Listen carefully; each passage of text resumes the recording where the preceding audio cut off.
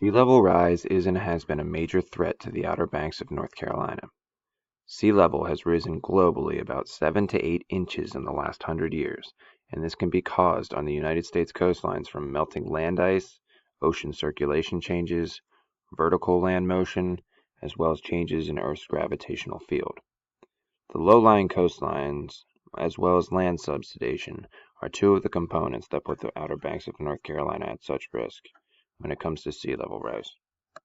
Highway 12 is a national scenic byway that storm surges over time have damaged or washed away miles of it. Not just scenic highways are at risk.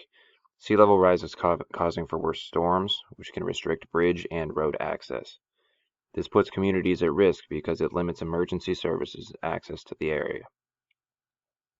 By 2030, it is estimated that the Duck area will see a tripling in flooding events, and by 2045, sea level could rise by a foot in this region.